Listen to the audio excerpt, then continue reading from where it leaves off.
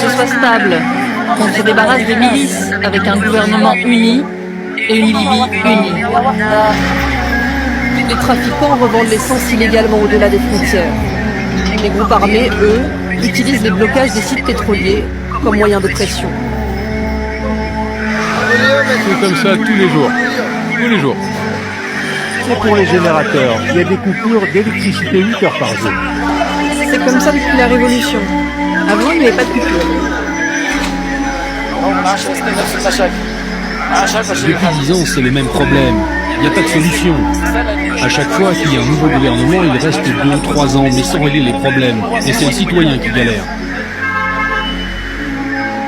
Partout dans Tripoli, on observe ces longues files d'attente devant les stations essence. C'est l'une des illustrations visibles des difficultés quotidiennes subies par les Libyens depuis la révolution de 2011. Elles se sont aggravées au fil des ans du fait de l'insécurité et de l'instabilité politique.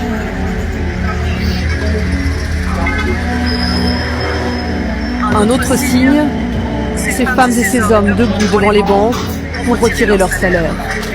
En cause, une crise des liquidités due à 2 banques centrales concurrentes à l'est et à l'ouest, un marché noir volatile et une pénurie constante de dinars. Des images jugées trop sensibles pour les autorités que nous serons obligés de filmer discrètement. Notre travail est constamment entravé. Pourtant, les difficultés économiques ne peuvent être dissimulées bien longtemps. La pauvreté gagne la population.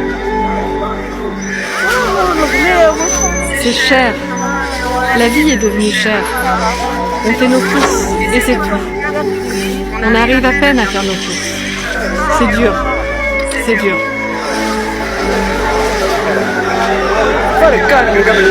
Avant, il y avait tous les produits, les viandes, les médicaments, on avait tout. Tout ça, c'était soutenu par l'État. Révolu ce temps. Voilà comment ils apprennent le racisme à leurs enfants dès le bas âge. Regardez cette vidéo. Ça, est-ce que c'est toi qui as volé le petit pain au chocolat de Vanessa? Non, moi j'ai rien fait.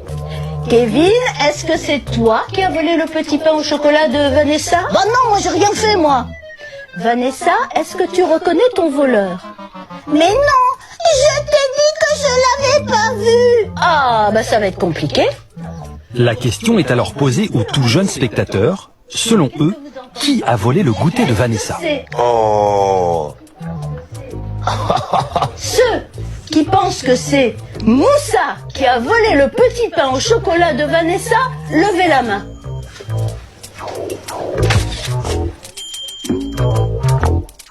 Et ceux qui pensent que c'est Kevin qui a volé le petit pain au chocolat de Vanessa, levez la main. Résultat, les enfants sont spontanément plus nombreux à désigner Moussa comme le voleur. Vous devez partager cette vidéo. Vous devez montrer cette vidéo à nos enfants. Non pas pour se victimiser, parce qu'il ne faut pas confondre les choses. L'un n'est plus à la victimisation. L'un est de faire savoir à nos enfants que, avant même qu'ils n'arrivent à l'école, voilà ce qu'on apprend. Voilà ce qu'ils apprennent à leurs enfants. Donc pour eux, nos enfants sont des voleurs. Regardez, on ne cherche pas à réfléchir. Quand quelque chose disparaît dans une salle de classe, ton enfant ne doit pas être surpris qu'il soit indexé comme étant le voleur.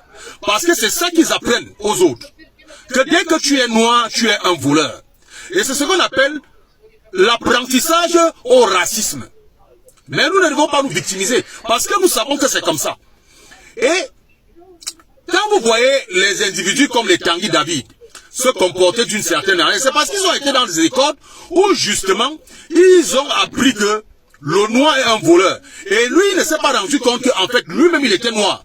Il a porté ça comme ça. Il s'est rendu compte que non, en fait, c'est ceux qui ont fréquenté avec lui là, qui sont dans le, comment je vais dire ça, qui sont dans la vérité. Ceux qui ont fait les études avec lui, ce sont eux qui sont bons.